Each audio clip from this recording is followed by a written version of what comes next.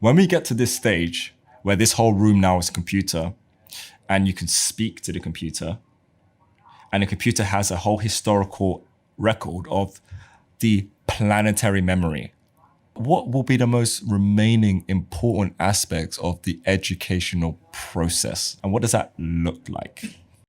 So, we're here again. Truth and Light. I don't know what episode we're on now. What episode are we on, Twin? 3. So, Truth and Light, episode 3. And I have none other than David Arakelian, our CTO here at Bitstocks, and someone that has been on the journey of understanding now with me for many years. And over the years, David has broadened, expanded his understanding, and he does it in the perfect way as well. He doesn't believe things on the surface, even from me. I'm not an authority of knowledge when it comes to discussing this stuff and this information with anyone who really understands what they should be doing and how they should utilize their own discernment before they bank anything to their knowledge bank.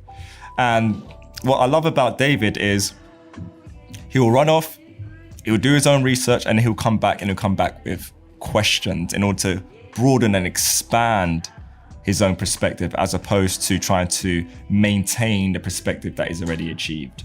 So let's talk. What you got for me? Let's talk.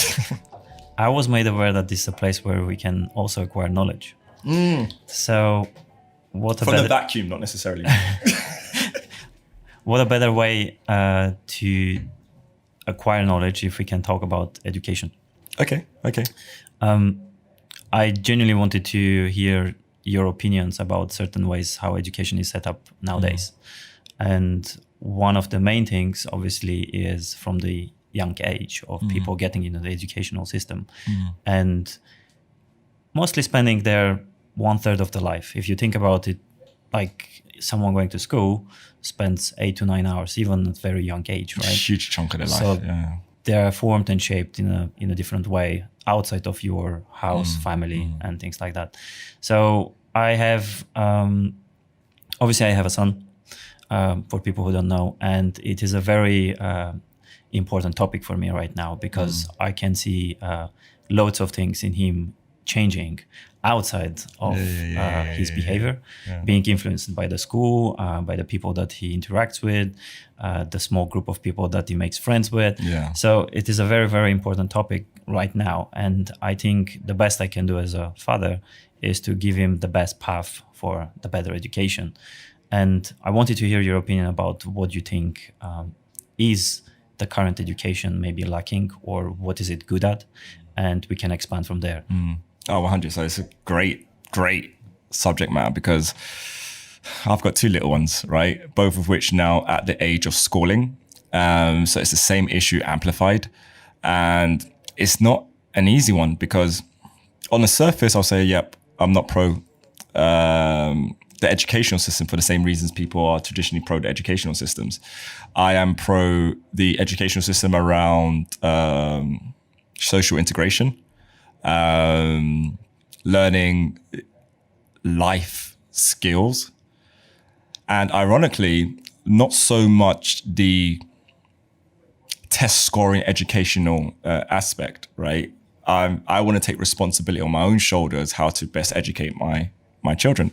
What's interesting and such a difficult path to navigate is I grew up very underprivileged, super underprivileged, right? And I obviously went to a public school, right? And I know you went to a public school as well. And the subject of public-private schooling was a difficult one for me to wrap my mind around because for a variety of different reasons, I'm very, I say more pro-public than I am private, right? For a variety of different reasons. For instance, sometimes a tougher environment just bears better fruits, right? And trying to be overly protective of your children and the assigned classism with private schooling and how that is then, say, responded to in society as you're integrating with other social circles, you can envision and imagine can be quite disruptive unless you're very controlling over what social circles your kids tend to formalize in and grow up in, right? And I'm not about that either. I find that aspect of private schooling an aspect that I don't like, right? The classism aspect. But then you look into deeper subject matters that you have a government initiative that they're discussing to have mandatory vaccinations, right? And how sexual education is taught in schools. That's a new recent one that's come up recently with public schooling, and they want to educate children on transgender, two gay couples having a family. It's when you're an adult, you can make adult decisions, right?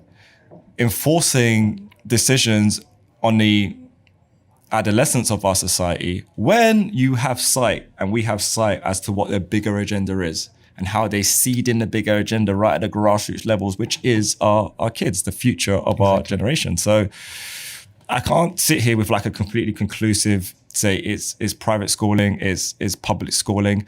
The subject matter of education is a difficult one to charter because this is about how do I do whatever it is in my capacity at home to best prepare my child for the infinite areas of aspects of life that I just can't control and I can't influence, right? And thinking as a parent that you can is, in my opinion, going to be the wrong approach to how we go about preparing them for life, because that's what schooling is meant to be about, right? So what you and Didi, what's been your thought process?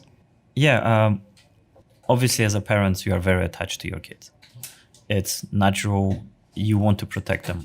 You always want them to be under your umbrella. So I was very reluctant to adopt a method of pushing my kid as early as possible to interact with the society. But I think it is the good way to go forward. So what we have decided with my wife was we tried to give Alex to nursery very early stage. He was 9 months. I don't think it's very common for lots of people to push the children at that stage to go to nursery, but I think there was a very positive feedback from that experience. It's not really an experiment, but it was an experience because we elevated a lot of concerns by adopting that strategy. We have seen that he is more apt to learn quicker. He was interacting with older children, so he was able to absorb like information very quickly. And on even a daily basis, we would notice that he learns things where I cannot genuinely teach him outside of working hours or in the morning because I don't have the time. But at the same time, one part of me was, I don't spend enough time with you. I would really like to be home with you on a full day basis and just to be you and I. Yeah. But I understand the side, as you are saying, like we can't spoon feed our children continuously, right? We can give them guidance, but at the same time, it's very important to give them the freedom so they can learn, experiment, maybe, fail and redo the thing. But it's like, we can't spoon feed and we take that responsibility, we accept that. And we wouldn't want that for our children at the same time as well. We're both products of being able to stand on our own 2 feet and work shit out, right? So we have to maintain that aspect, but then at the same time, I don't want the government spoon feeding my children either. This is the other aspect which I'm not seeing, because you are right. When you give your child to school, they have their own rules. You adhere by those rules. You need to follow. And your child is at the stage where they don't understand the concept of like what is good or bad yet, but they just know like if they don't do this, which was told, they will be told off, which means like they're suppressed, right? Yeah. So recent example was I went to pick up my child in the school, drop off my child in the morning. And the teacher came to me, called Alex as well in the morning, and was holding like a keyboard without the keys. So you know where this is going. So, knowing Alex, I know exactly what happened to those keys. Right. And she was looking at Alexander and was like, oh, your child, Alexander, I told you that I'm going to tell your dad about this. So here it is. I'm telling your dad about this, that it's not nice to, poke the kids and take them out. And I told you twice not to do it. And all you told me was, haha, it's funny. So I understand both sides, right? I was, Alex, let's not do this again. It's not nice. But the other side of me was like, my child is really curious. Yeah. You know what? Like, I don't want to suppress that curiosity that he has. I don't want at all to interfere the ways that he interact with. There was not much harm done there, right? It was a keyboard, which was fine. Whatever keyboard it was a toy. It was not even a real toy. So he was interacting. He was spending time. He was, experimenting things. Those things, I don't have control on a daily basis. 100%. You have like 8-9 hours of someone's spending time and telling your child things that you don't know, and to be honest, like, they're not intimate relationship, right? Groups of children are like 20, 25, 30. They can't have that intimate relationship with every children. And that's the deeper aspect. So this is why I actually went for private schooling, right? So I went to private schooling and just recently done a round of inspections of the respective private schools that we were considering. And they sat down, and the first thing they want to talk about is just how great the educational program is. And I was like, look, I'll be honest with you, as you know, quite blunt. I don't give a shit about your education. You're not going to educate my child. I will educate my child. I'm not here for the educational aspect. All greatest respect, your form of mathematics, science, etc. Yeah, questionable, right? That's not what I'm here. I'm here because your classes are between 12 to 15 students, and you have effectively 2 teachers per classroom. So the amount of attention and time that you can give a student and observe as they're exploring their own curiosity, right? They're navigating their own paths. And when my child is told to focus, I need my child to understand what focus is. Because what we have in, say, traditional educational system, you've got teachers or supply teachers massively underpaid, massively overworked, right? Having to then fulfill a government curriculum, you're just following the process, right? You're not really putting your soul necessarily into that curriculum because it gets given to you and you follow it. Some teachers break beyond the confines of just following the process and find really interesting, innovative ways of fulfilling the curriculum. And those are the teachers who deserve the most amount of adulation, love, and respect. Because I remember definitely the impactful ones for me in my education growing up who really just, I guess they must have seen kind of how broken the system is, and they wanted their own way to make it interactive, make it engaging. So the end result of what this process is meant to be about, to help make this person prepared for the world outside of this institution or this prison, which is maybe another subject matter. But they got the best shot in life. And there definitely were a few teachers for me over the years who are, I can say genuinely, the only lessons I ever learned really tangibly in school weren't necessarily the ones that had anything to do with the curriculum, right? And that then very intimately goes into, all right, well, what's the bigger agenda? Yes, our children need to be educated, right? But there is a very kind of prison-like mentality with how we send our children to school, how they are treated at school, the way the educational system is actually designed, the way that we then say, okay, you need to get this grade, and then you elevate to this stage. You need to get this grade, then you elevate to this stage. If you don't do this, you don't have enough points, right, then you can't have this in life, right? So they're all indoctrinated to pursue a life of actually, ironically, higher education, right? And ironically, many students are then pursuing careers in college and university where the only career outlet is to teach the very course it is that they just learned in college and university. And that is very akin to a Ponzi. Right? So you've got so many careers and professions that people are getting degrees on, and the only thing you can really get out of it is teach that same career and profession that you got a degree on, right? And I think teaching is a perfect example of that. And also on top of that, at the end of it, you've just got a plethora of debt.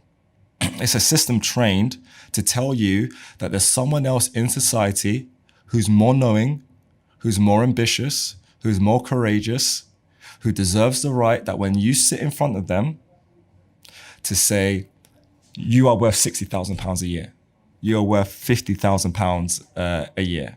There's something fundamentally wrong with how we are educating our society, our population. Yeah, so I do think, to touch base on the teachers topic, I don't think the good teachers have enough incentives, because they do try, genuinely, they do try to educate children the best way that they can, even in a broken system. But they don't get enough feedback, enough incentives, and enough return for them to continuously put that effort in. And at the end of the day, they're human beings, right? So you will just give up and treat every children that you are educating as just a XYZ number. So you don't have that personal touch. And have you seen Coach Carter? No. You've never seen Coach Carter, Samuel L. Jackson film? No. Okay, that's a great Christmas movie for you to watch. Nothing to do with Christmas. You definitely got to watch it. I will definitely watch it. There's a great moment in there that talks on what it is that you're on talking this. about. So the other thing is that teaching and education and the whole system itself, I think it's designed in a such way that it removes your freedom from the parents and also from the children, because now you're kind of like, I don't want to say the word enslaved, but you are genuinely enslaved. Here is why.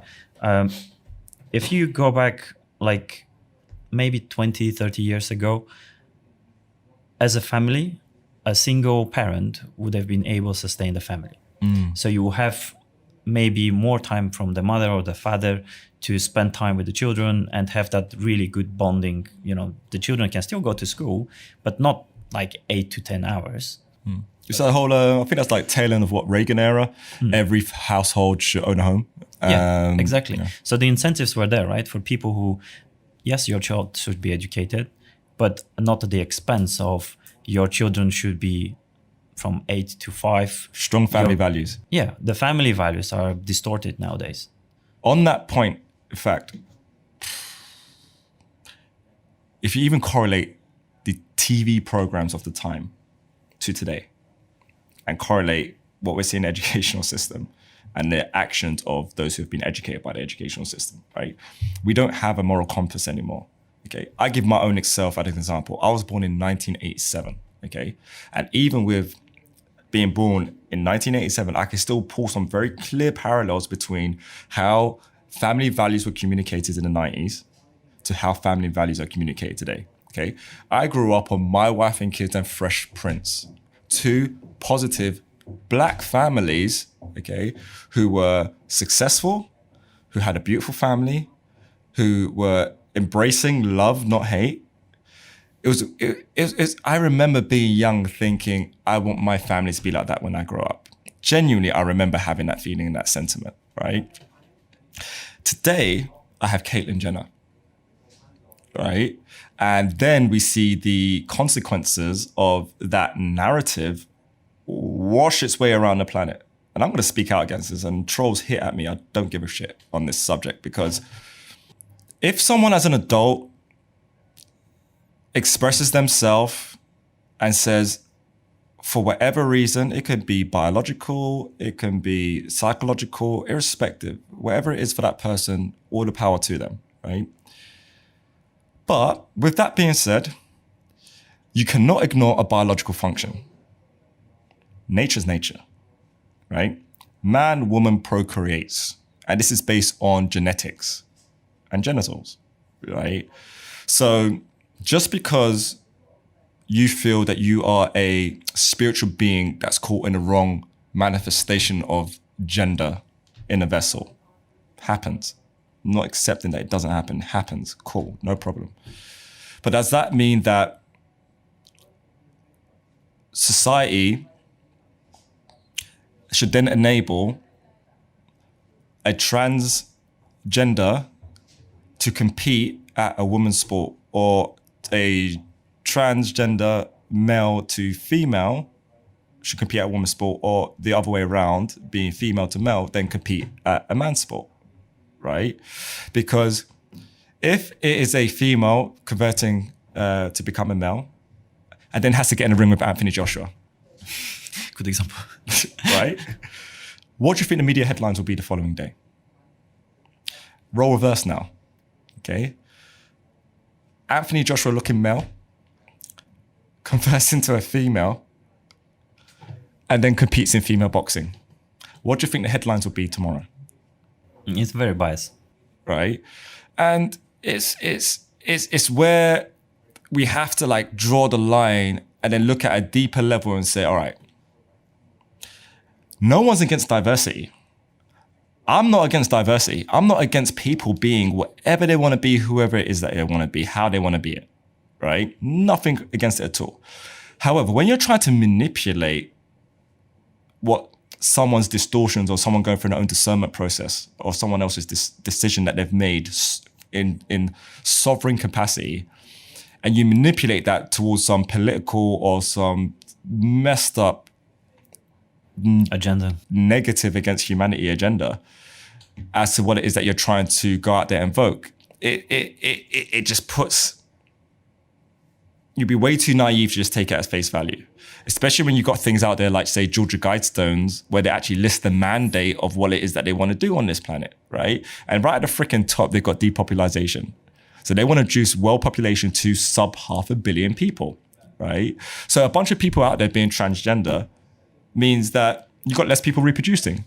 Pushing and promoting a gay agenda means you've got less people reproducing. It's not about, do I have an issue with gays? Do I have an issue with transgender? No. But when things are being weaponized, okay, and it's getting airtime due to what I know the agenda to actually be, and then you're having, say, men in drag exposing themselves to children at like parties, birthday parties and stuff, and then society is saying that this is okay. It ain't freaking okay. No, you do that in front of my kid, I'm gonna bust your ass. It's really not. It's as simple as that. So it's such a difficult course to navigate, because like even technology is another one, right?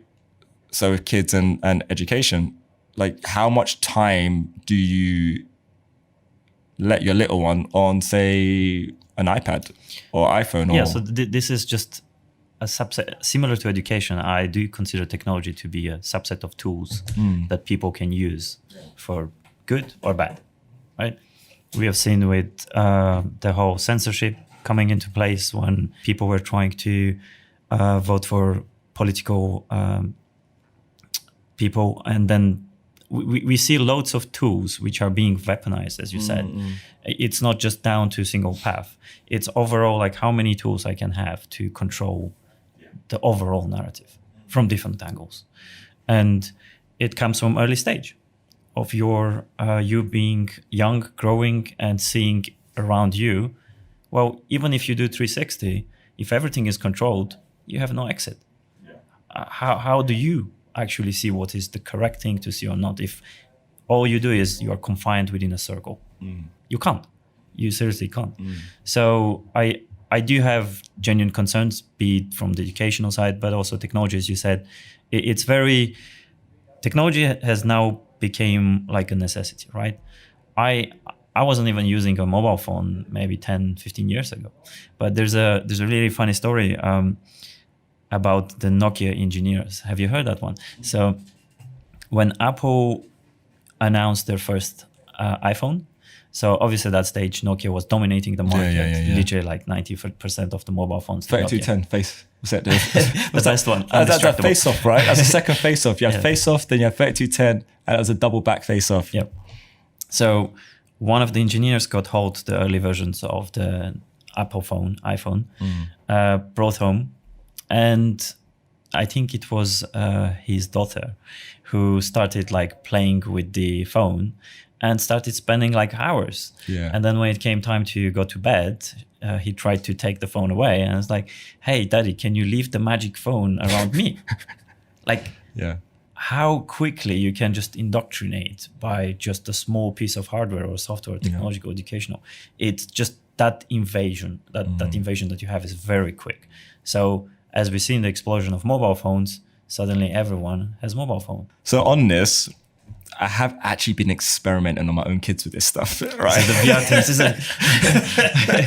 So you've got, and what blew me away is my little one, less than 2 years old, right? And I was very into Clash of Clans at the time. Very embarrassingly, I think I probably spent about £800 on that game, right? However, what was hilarious is I'm sitting there, got my daughter on my lap, and got the game in front of me, and she just started collecting all of my gems. Right? She started collecting all of my gems. Was it gem and elixir? Right? Just started literally collecting everything. And I'm looking at her, I'm like, my God, are you a genius? Or is this a great user interface? Right? And turns out it is amazing user interface. And that's what really, really, really got me thinking. I was like, that for me is the next technical innovation boom, right? Is how we interface and how we interact with technology. Right now, we have the hive mind in our back pocket with the iPhone, meaning that I can't go anywhere on this planet without my missus being in my pocket, right? So that's good and bad, depending on how you look at it.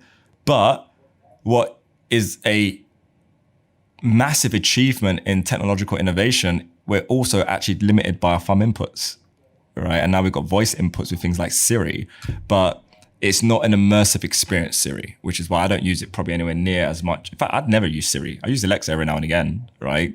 But it's not immersive enough.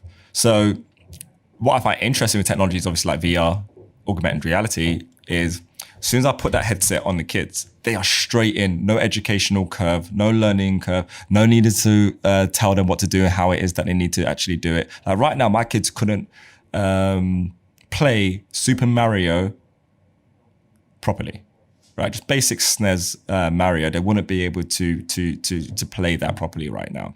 But VR, Fruit Ninja, and all these different games, they jump in and they're on it straight away. They're doing combos like straight away. And that to me is a great technological example of innovation, right? This is a great leap in interface that allows a new age group or a new demographic to a new advancement in technology. And I think that concept is really what's going to open up the educational sphere, because I really like the idea around the online university, right? A genuine online university that is dealing with some real subject matters, backed up with papers, science, experiments, the whole lot. But online university, it's not about, say, some bullshit accreditation that is going to go on your CV that an employer like me ain't really going to give a shit about. No, I don't want to have just a stamp. All I want is someone's experience, right?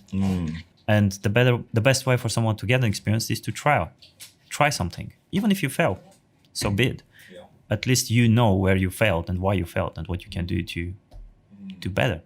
But coming back to, again, education, as you said, the topics and things that they teach, even in open university or online university, I think there are fundamental topics which are, I don't even think if they're discarded or they are silently put on the side, but they're a very important topic that I think nowadays should be taught at school, right?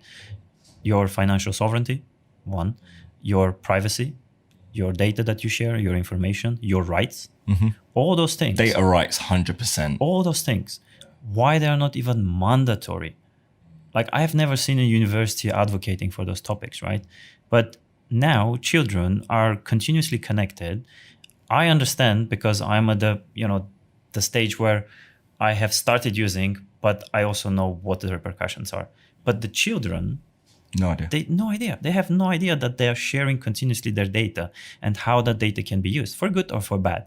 But they should have the choice and the understanding, and then can make their choices, right? I'm not saying don't use it.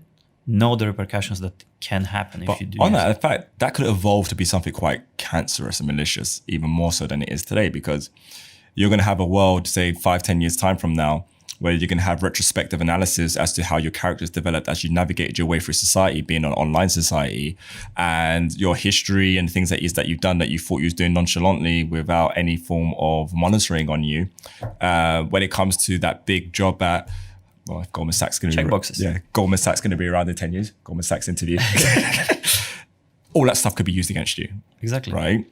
And people just need to be aware, right? They need to be aware of how the world truly works and how something like what seemingly is relatively stressful but simple child education creates the conditioning that is conducive to this global pyramid of power that we have today, because that's where they get groomed from. Start with small box. Yep. To sustain this. But the truth of the matter is fast forward 10 years, this pyramid of power isn't there no more.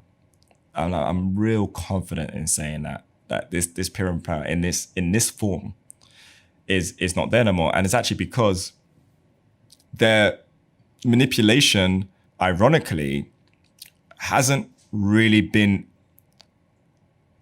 able to keep pace with the openness and the innovation that's actually happened with technology, right? The internet really did serve a double-edged sword moment because they incubated it, right? But then how the people utilized it and wielded it, it fed the beast. And backfired. And they've gone off and they've rejigged their models. They're now very data intensive. They're now building their Hansel and Gretel houses to bring and lure the children in, right? Facebook, Amazon, Google, they're all up to it, lacing their little gingerbread houses with sweets and confectionery, say, come use us, right? And the masses are switching on to this. And ironically, it isn't because of amazing education.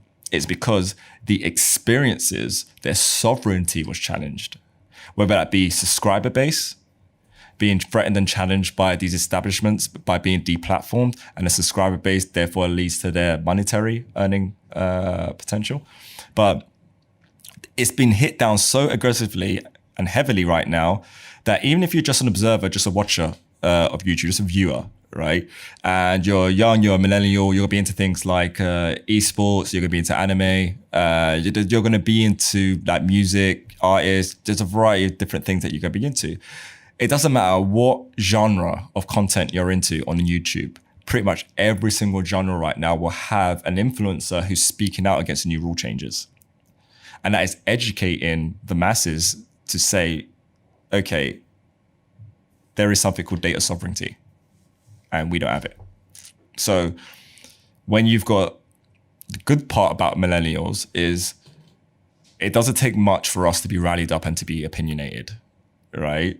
And I think the threshold of high level understanding as maybe opposed to say when we were growing up is way stronger now than it was back then. That's a positive side to this, because as much as they are captured by the educational system, I won't say their mind's prisoned.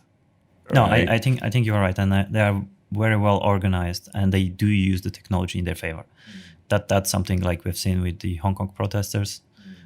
You can see how quickly they adapt to the ways that a new surveillance method is put on top of them, like with the masks or things like that. I've got a story on that. So Gary has a very good friend of his. This guy's been his mate for a good part of 15 years. And Gary's gone to Hong Kong. He's spent time with the guy's family out in Hong Kong. And he's a police officer, Gary's friend, a detective. And he's a type of guy that when on the job, he wouldn't want to hit someone in the face, right? He was that respectful, right? Hitting someone in the face is the most disrespectful thing. And so he will body shot. And this guy's a police officer, and he was that respectful. He wouldn't want to inflict any damage on anyone's face if he needed to use force, right? But his default always was peace, peace, peace, peace, peace. And if he does get into an altercation, he does want to hit his face, he'll try and disarm them some other way without like trying to cause any form of real harm.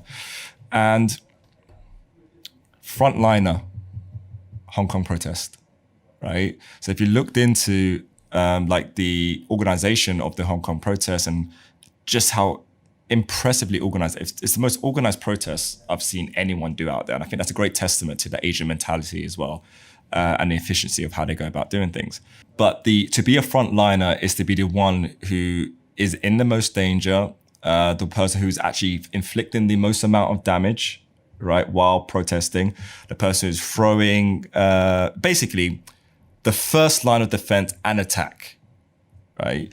And this is someone who is a police officer, okay? And I know through stories I've heard over a decade that the nature and the temperament of this guy was very one of peace and love, right? And due to not only his future, he knows that his own children's future will be threatened by what's going on, has turned that guy to be on the freaking front lines fighting for his country, his people, and freedom, humanity, right? And that is just how insane situations and scenarios can get, and how quickly they can get there if people are unaware, and these things just get slotted into our societal complex undetected. But because we have such great means of detection, these things can't get slotted in anymore. And this is why you've got so many friction points in society today. Like America, 140,000 sealed indictments now.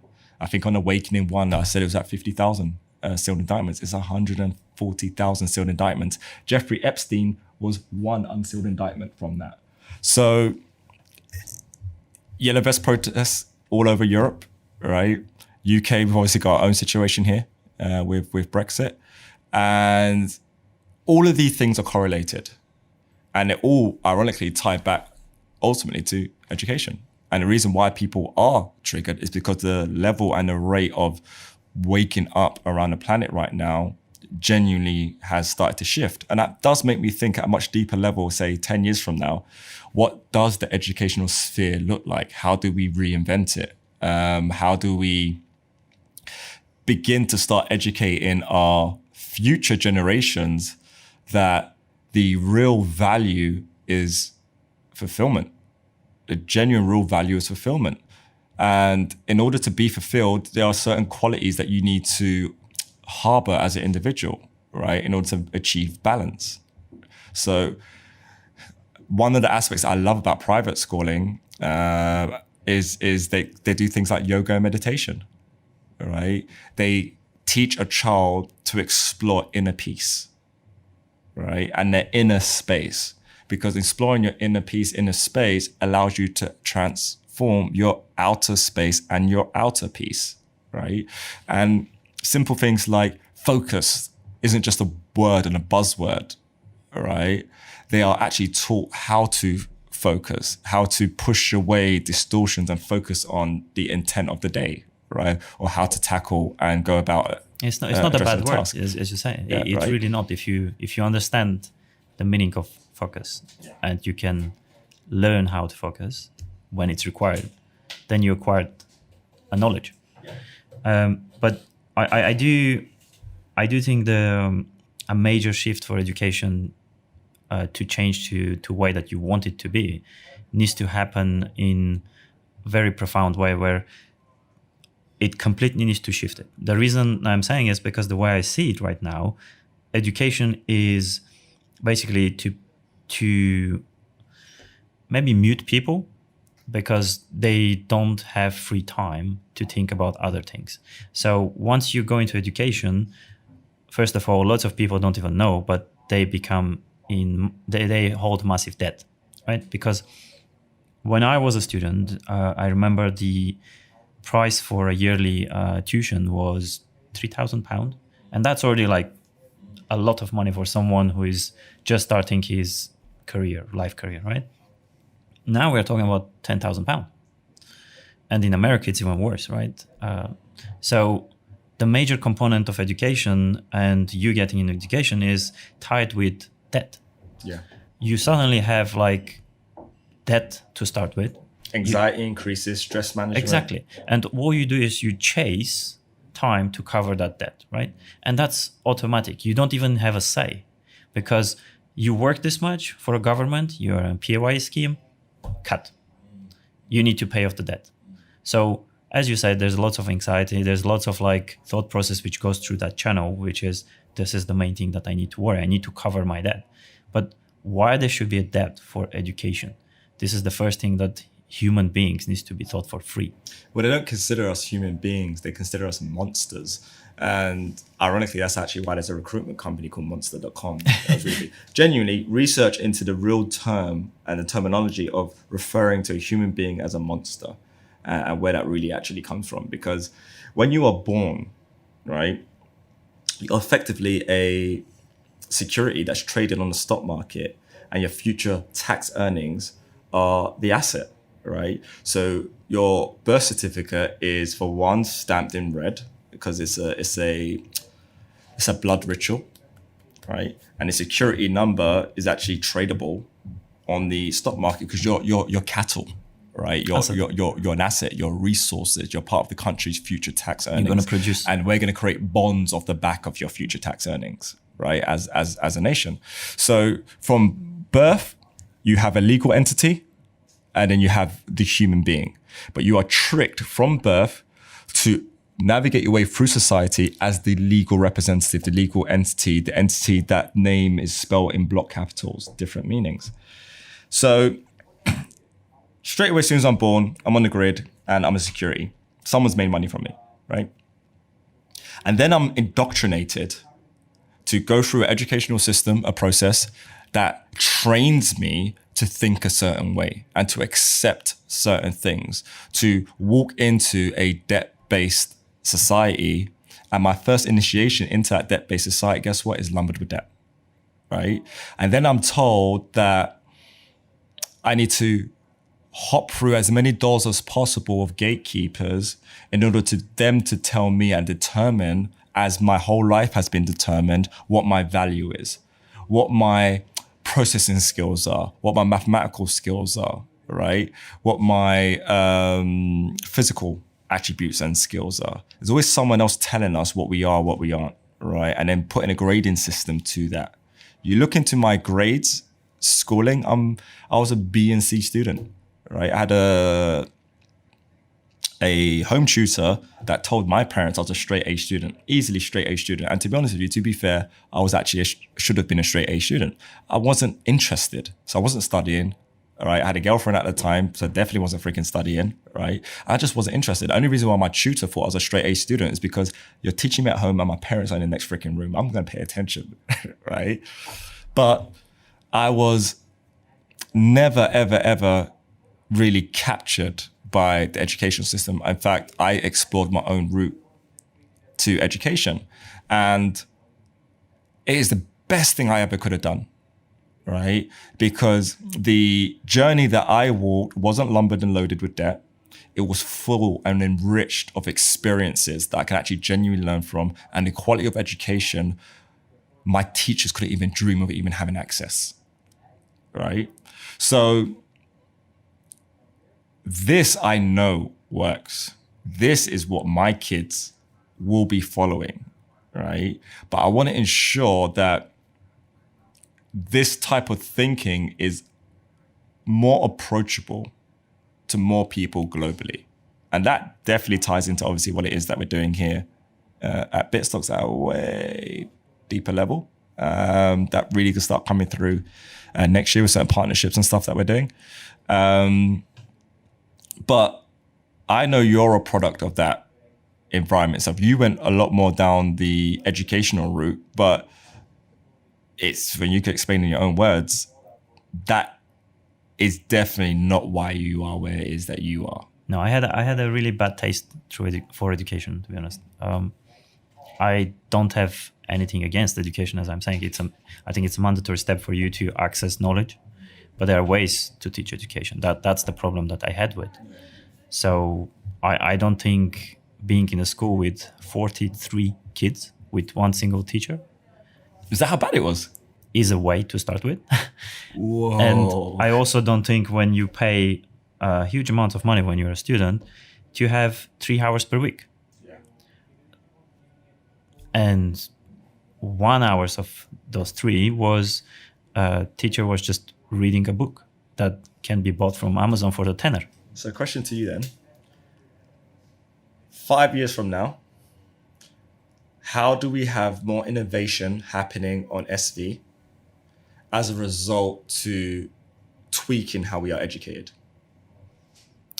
That's a tough question to answer, but my approach will be, as you said, to remunerate more and give incentives to real creators, teachers, people who share their knowledge. So if they can do that in such a way where they can get rewards and they spread like their knowledge, I think that's the most transparent way of doing it. So, and as you said, online universities, everything is online nowadays. You don't need to be present for a teacher to open a book and say chapter 2. Crazy like sci-fi thought process, right? Go on. In the future, how smart do you actually really need to be? Right? I mean, off your own back. How smart do you think you really need to be? Like off the cuff to work things out yourself. Couldn't education more be like, now I'm educated? And what I mean by that, so we got imagery on, I don't know if the cameras will capture any of it, but we got imagery here of forest, okay? If I'm navigating through this forest, let's just say as a like 6-year-old child, and I've got AR glasses on, okay? I can be educated on the forest as I'm looking around, okay? If I want to learn, that recently this summer, right, we had our whole little farm going on in our garden, right? It was growing everything. It was growing kale, it was growing potatoes, it was growing carrots. We grew, what else? Strawberries, raspberries, blueberries, lettuce. We grew some stuff, right? And up until this summer, I had no idea how to grow any of that. I'm a grown-ass man, right? And if my family needed me to grow food because there's no supermarkets anymore, right? There's a cataclysmic event. There is no driving to the supermarket to get your shit. I would have failed my family. I had no idea, right? And my partner told me, I didn't put in the effort to research how to do all this stuff like she did. And then obviously I watched her do it and now I know how to do it, right? So that on steroids with augmented reality is what I think is going to be really interesting when you've got non-local computation, you've got things like AR, then you can have dots in every corner of this room. And they ain't going to be expensive because it's non-local computation, right? But it's going to be insanely powerful in terms of computation. I find Africa a really interesting concept because when we get to this stage where this whole room now is a computer and you can speak to the computer and the computer has a whole historical record of the planetary memory. So by planetary memory, everything we've ever freaking produced is there and can be articulated and be conversed with you. What will be the most remaining important aspects of the educational process? And what does that look like? I think the humane touch, the consciousness should still remain. It's two things which are very important for me. If you elevate even further your sci-fi, and I think we haven't cracked yet like how truly brain works, right? But we should be in a place where in the future where we simply upload data. And that can happen within seconds. And you should have memories suddenly that you might have needed 20 years to accrue, right? So in a very crazy world, you might be just injecting yourself a data and you suddenly know Kung Fu. That's, well, obviously Matrix. But I think what's interesting about altered carbon, interesting concept as well. But the Matrix analogy is probably the most apt analogy on that. But I don't think we are very far from it. Definitely because not. Recently there were some studies and research around how you can inject memory and the person itself is just cannot recognize if it's like it has been through experience or it has been through like other means. So the problem is there, the consciousness, right? I think this if is you where things lose... get really interesting because if you look at DNA and the fact that we are told 90 plus is junk, which is fucking bollocks, right?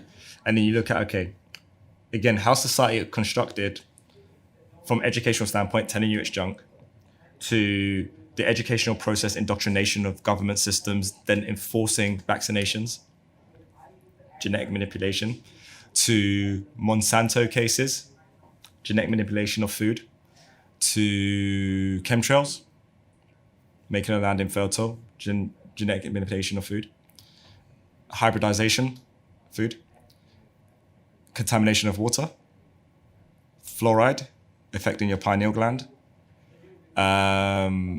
So many different aspects are linked to this subject to ultimately prevent activation. To tamper, Yeah. definitely. Genuinely to prevent activation, right? And we'll get super deep on this subject matter, but tapping into that 90%, we all have the ability to do this, okay? Tapping into that 90% is where you're going to discover why some myths may not actually be myth. So, story of Jesus, perfect one, right? I don't think that's a myth. Many other religious references, I don't think they're myths. There are multitude of examples of beings who have unlocked beyond what we are told we are capable. So what we are told in our society, in our educational process, I don't care if it goes from the beginning to the PhD freaking level, right? Junk DNA, plus 90%. Then you have to also factor in that we live in a visible light spectrum. And I think, and this is probably wrong, but it won't be far off being right, so fact check this. I think visible light spectrum is 0.0037 information of all that's available in the universe. And obviously beyond the confines of visible light spectrum, you've got ultraviolet and UV, right? And you've got broader spectrums, but 0.0003, okay? And that's our be all and end all. It's how I'm seeing you, it's how you're seeing me, right? And Damien gets a little bit less than that, right? Do you want to tell why? No, do you know what? We didn't even touch on it in the podcast. Exactly. I'll let Damien speak on it, but at least he will know what that joke is. Visible light spectrum and three-dimensional space. So front, back, left, right, up and down. Our whole being, our arrogance as human beings on this planet that we called Earth is confined to three-dimensional space, up, front, back, left, right, up and down. By the way, no mention of in and out, no popping in, no popping out, right? 3 dimensions is limited, okay? And visible light spectrum, which is ultra limited. And then we have an attitude that we observe nature and the universe without factoring in that we're part of the very thing it is that we're observing. And we take what mainstream of all things says, mainstream education says, as gospel, and anyone who speaks out against this arrogance, right? Because there's nothing wrong with ignorance. What there is a problem is intellectual arrogance, right? And we accept that we are the be all and end all. And whenever someone says something different, it is literally whack-a-mole, bam, right? And that whole process where this camp and this group ruled the lay of the land, like they have ruled the lay of the land until the millennials. And I think now this mallet is now being switched around to the other side, and this side really is genuinely waking up. And it doesn't matter how much, how many arms this side bears to try and whack down the enlightened ones from popping up. It's now 100% falling on deaf ears. Now I know we're limited on time. Anything you'd like to say before we round up and wrap up? No, I think this definitely is going to need a part 2. No puns intended. It was very educational. So yeah, I'm hoping to get the part 2 soon as well, so we can touch base on other topics. I am planning a very, very potentially interesting and special episode for Truth and Light with some interesting guests. Obviously, it's going to be post-Christmas. But this format, this template is going to really ramp up next year. I think now we're still just testing the waters. And we'll get a lot more of this out there. But I know this is going to be the final episode that we've done this side of the year. So without any further ado, I just want everyone who's been following our journey, following our story, the mission at Bitstocks, making our mission their mission, understanding that we've not even yet to get started, and super excited about what it is that they know is coming. And for those who are unaware, we need your help, we need your assistance. If what we say resonates, like, subscribe, share. Have an amazing Christmas. Have an amazing time with your family, friends, and loved ones. Build some amazing applications on SV. Sing SVs from the rooftop. It really is going to be, in my opinion, a gift next year that keeps on giving. And I don't mean just from a financial standpoint, although that will be a factor. It really does personify and embody so much of what we're speaking about here. And if SV was not here, if SV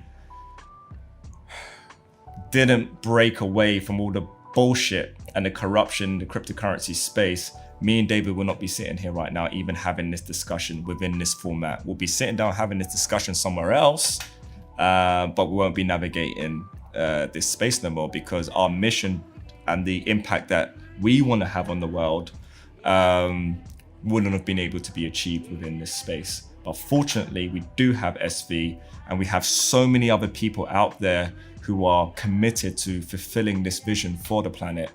And I want every single one of you to pat yourself on the back this year and really, really soak in your role in all of this and charge and build the energy required to deliver the next phase, which is going to be next year. And as always, for myself and everyone here at Bitstocks, peace, love, and light. Merry Christmas. Have a great New Year. Thank you.